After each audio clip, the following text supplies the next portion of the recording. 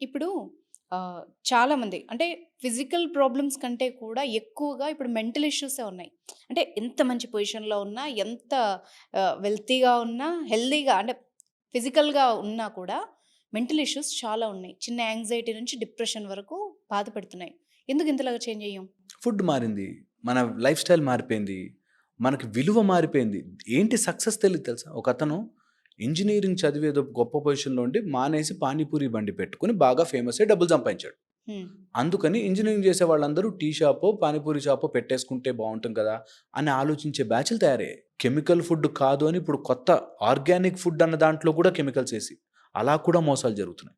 Okay. Oils, రకరకాల life style modifications, diet పేరుతో nonsense చెప్తున్నారు. డైట్ పేరుతో.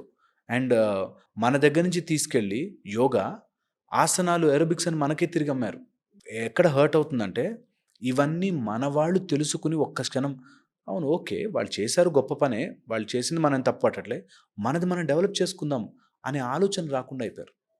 So, which creates lot of trouble.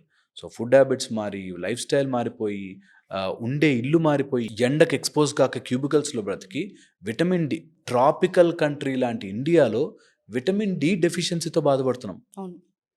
Okay. Vitamin D deficiency. Iodized ఉప్పు తింటూ thyroid ప్రాబ్లమ్స్‌తో బాధపడుతున్నాం.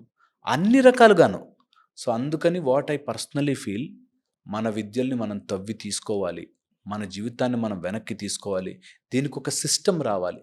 దీన్ని స్పిరిచువాలిటీ తప్పు, సైన్స్ తప్పు అని గొడవ కోసం కాదు. రెండిటిని కలుపుకొని సమన్వయంగా వెళితేనే మనిషి యొక్క ఎదుగుదల. లేకపోతే నువ్వు గొప్ప, నువ్వు గొప్ప అనే గొడవలో మనుషులు నాశనం అయిపోతారు.